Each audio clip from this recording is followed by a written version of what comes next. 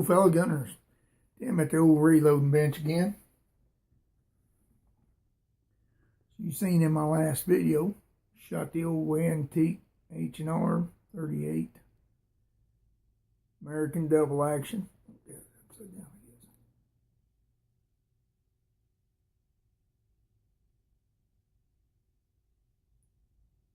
I was impressed. That was kind of fun. I had to Barney Fife it. Only had one bullet. I should say I had more bullets.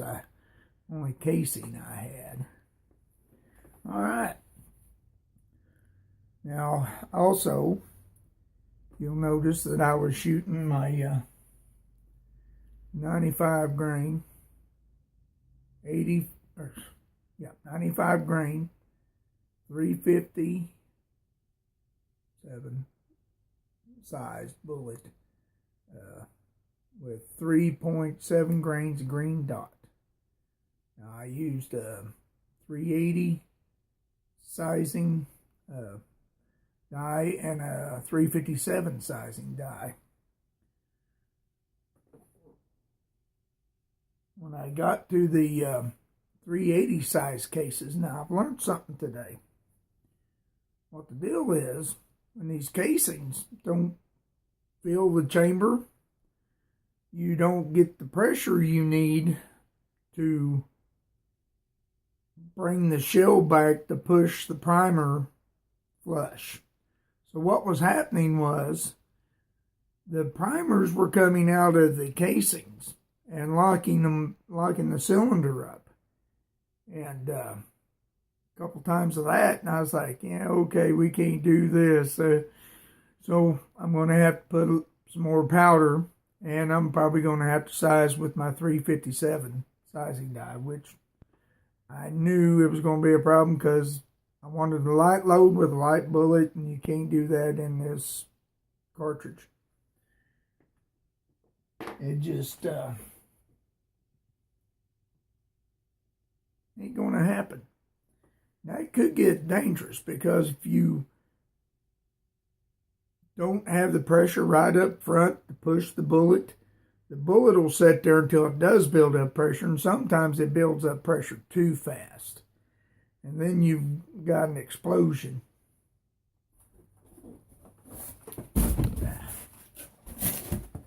Now, here's my little prairie dog target. These over here, one miss. You can see the rest of the shells. Full of holes. We're going to need them. Kill a rabbit or a squirrel.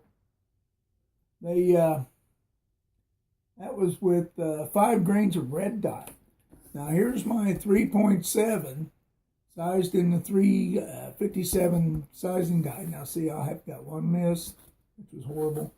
But if you look real close, you'll see how nice and neat and round these holes are. These ain't like that. These are like a tear into the paper. So they must have been trying to keyhole a little. Now these are the two that I did get off, and they locked up the cylinder with the primer poking out the casing. They really keyhole. So I know I'm going to have to go up in my powder. Now that I was shooting in my Rossi 971 4-inch barrel. Back in the day, I used to have Rugers and, good guns, what you would call good guns, American-made guns. But that was before the recession, and after the recession, it took me a while to kind of bounce back from that. And when I got to the point where I was like, hey, I want to try and start building up my guns again, I just really couldn't see spending $700, $600. Now you're always going, oh, you pay for what you get. Yeah, I know. But this gun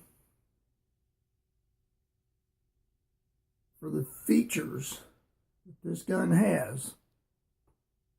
The underlug, red ramp, outlined back notch, rubber grips. It was just well worth the money. So I bought it. I was really impressed with the little gun. I'm still impressed with the little gun. It's a 357 and it shoots really well. It's just all there is to it.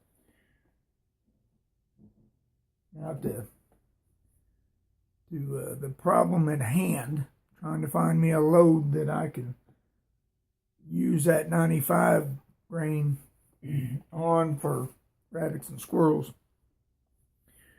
I bet a lot of you are going, hey Tim, you said you loaded in a 380. Why ain't you using your 380?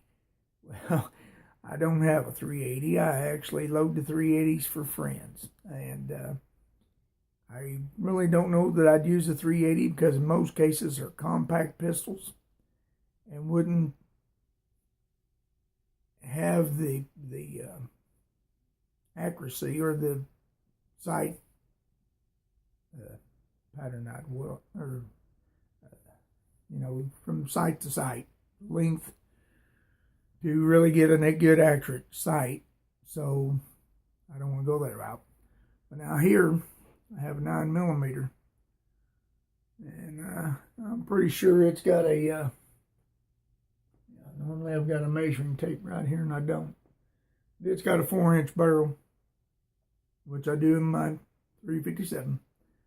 So I'm thinking I'm going to drop my loads down on 9mm. Now I know it won't work the slide, but it might give me the velocity and to shoot this bullet that I want to shoot it in. And since we're talking about 9mm, in one of my videos in the past, I talked about switching to green dot, going all out zombie, green dot, switching from red dot to green dot.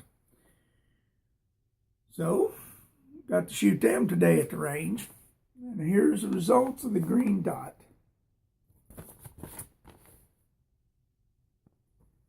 You notice they're pretty spread out.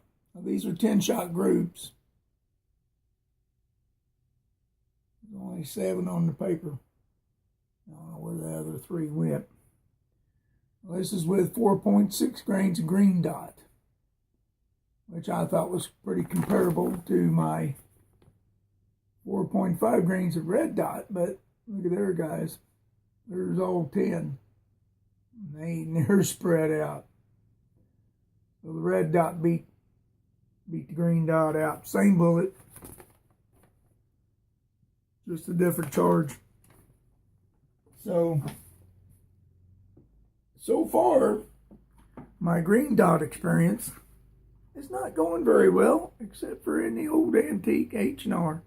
Now, if you'll remember, I put 2.2 grains of green dot behind it and shot it. If you watched the video before this one, you'll notice that it shot, didn't explode, and I hit my target. I hit about 6 inches high, but that could have been me not used to the gun. It's got a pretty tall sight on it.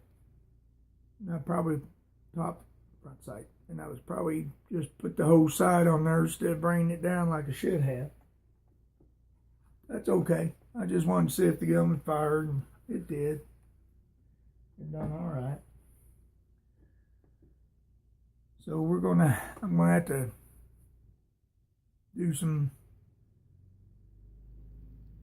loads to see about this green dot. I'm gonna have to load down and go up and find me a load for it. Now, like I was saying, in the 38 Special, I was having trouble with the primers locking up the cylinder. It just means that I wasn't having enough back pressure to flatten this primer out to allow the cylinder to go is just popping cylinders out and wasn't, I just locked up. So we'll get that settled if that's the way I want to go. But I want to try this 9mm, see if I can't get it down to the velocity I want it. I believe that's all I need to talk about for now. Thanks, guys, for watching.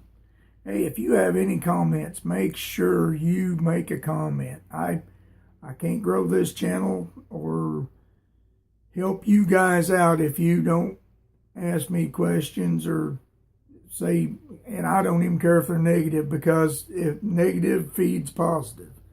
So, talk to me, guys. Thanks for watching. Catch you in the next video.